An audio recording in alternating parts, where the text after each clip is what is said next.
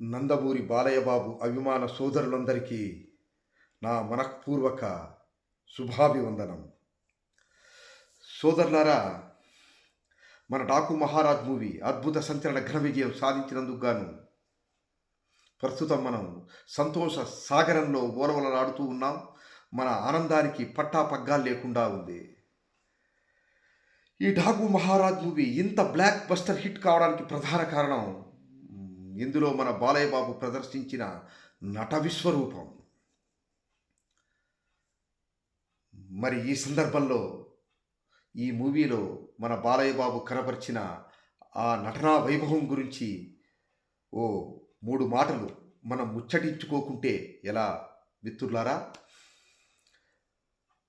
మిత్రులారా, ఈ మూవీలో బాలయ్య బాబు నానాజీగా, సీతారాంగా, డాకు మహారాజుగా ఇలా 3 డిఫరెంట్ వేరియేషన్స్తో కూడుకున్న క్యారెక్టర్లో చెలరేగిపోయాడు, అదరగొట్టేశాడు. నానాజీ పాత్రలో నున్నటి గడ్డంతోనూ, సీతారాం పాత్రలో క్లీన్ సేవ్తోనూ, డాకు మహారాజ్ పాత్రలో ఒక ప్రత్యేకమైనటువంటి గెటప్తోనూ ఇలా ఆహార్యంలోనే కాదు, అభినయంలో కూడా వైవిధ్యాన్ని, విభిన్నత్వాన్ని ప్రదర్శించడం ద్వారా ప్రేక్షకులను మురిపించాడు, మరపించాడు. అశేష తెలుగు ప్రజానీకం నటసింహంగా ఆయన్ని ఎందుకు సంబోధిస్తుందో తన అనన్య సామాన్య నటనా విన్యాసం ద్వారా మరోసారి నిరూపించాడు. ఆయన నటనా వైభవాన్ని ప్రదర్శించే సన్నివేశాలు ఈ సినిమా నిండా కోకొల్లలు. అందులో నుంచి ఒకటి మచ్చు తురకగా కాదు మెచ్చు తురకగా మీకు వినిపిస్తాను. మూవీ ద్వితీయార్థంలో అంటే సెకండ్ హాఫ్లో ఫ్లాష్ బ్యాక్ ఎపిసోడ్లో విలన్స్ వచ్చి మొత్తం ఒక గ్రామాన్నంతా సర్వనాశనం చేసి అందులోని ప్రజలందరినీ చంపేస్తారు. ఆ తర్వాత బాలయ్య ఆ విలన్స్ ఇంటికి వెళ్తాడు. అక్కడ పెద్ద ఫైట్ జరుగుతుంది. ఆ తర్వాత ఆ విలన్ ఇంటి మెట్ల మీద కూర్చొని జరిగిన అన్యాయాన్నంతా అక్కడున్న శ్రద్ధ, శ్రీనాథ్ మిగిలిన వాళ్లకు ఆయన వివరిస్తున్న ఆ సన్నివేశంలో బాలయ్య బాబు కనబర్చిన హావభావ విన్యాసం, డైలాగ్ మాడ్యులేషన్, ఏం చెప్పాలి, ఆ నటనా వైదుష్యం గురించి ఒక్క మాటలో అద్భుతం అని చెప్పాలి. ఆ సన్నివేశాన్ని చూసే ప్రేక్షకుడి గుండె కరిగి నీరై అది కన్నీరు రూపంలో చెంపల మీద జాలువారేలా ఆయన కనబర్చిన ఆయన నటన, ఆయన ఎంత మహానటుడో మనకు మరోసారి నిరూపితమవుతుంది. ఆయన ఒక్క నటనలోనే కాదు, ఆయన డూప్ లేకుండా ఆయన చేసిన గుర్రపు స్వారీలు, ఫైట్స్ అవన్నీ సుమనోహరం. ఫైట్సు, డ్యాన్సు ఆయన అదరగొట్టేస్తాడు. కానీ గుర్రపు స్వారీలో అంటే గుర్రం మీద ఆయన వస్తూ ఉంటే గుర్రాన్ని ఒక సింహం స్వారీ చేస్తూ వస్తుందేమో అన్న అనుభూతి చెందుతాడు ప్రేక్షకుడు. ఇక సోదరులారా, ఈ సినిమాలో డీసెంట్ స్లీక్ యాక్షన్తో, సెటిల్డ్ పెర్ఫార్మెన్స్తో ప్రేక్షకులకు సరికొత్త అనుభూతిని పంచుతాడు బాలయ్య.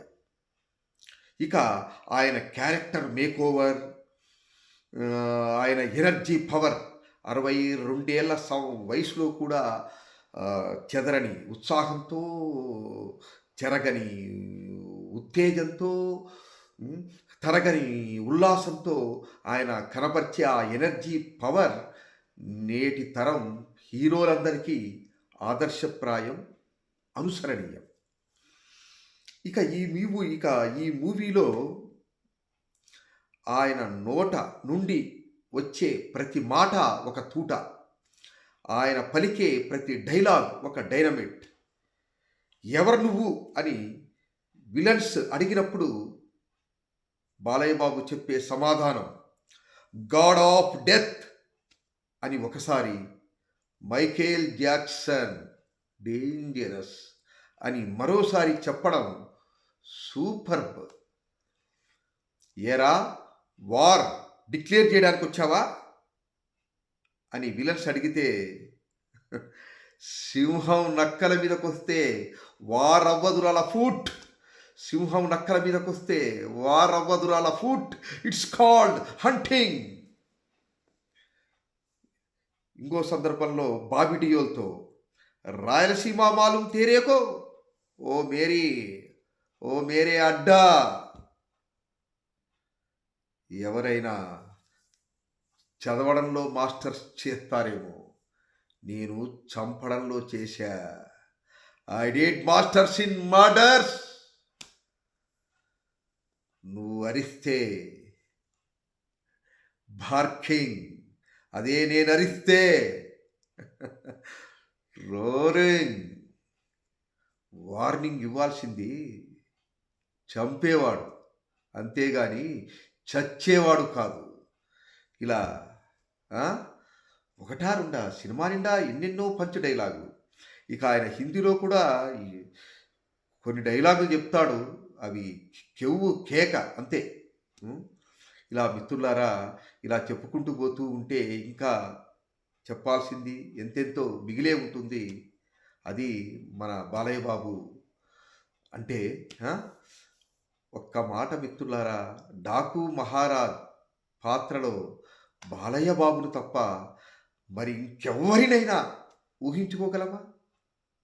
ఇంకెవ్వరు చేసినా అంత అద్భుతంగా పండుతుందా ఆ పాత్ర? కాబట్టే జనం ఆయనకు పలికారు నీరాజనం. కనుకనే ఈ చిత్రం సాధించింది ఇంత సంచలనం, ఇంత ఘన విజయం కట్టబెట్టినందుకు ఆ తెలుగు ప్రజలందరికీ మన బాలయ్య బాబు అభిమానులందరి తరపున కృతజ్ఞతాపూర్వక అభివందనం. ఓ తెలుగు ప్రేక్షక మహాశయులారా, మీ అందరికీ థ్యాంక్స్ ఏ లాట్. ధన్యవాదాలు. జై బాలయ్య. స్వస్తి. శుభం.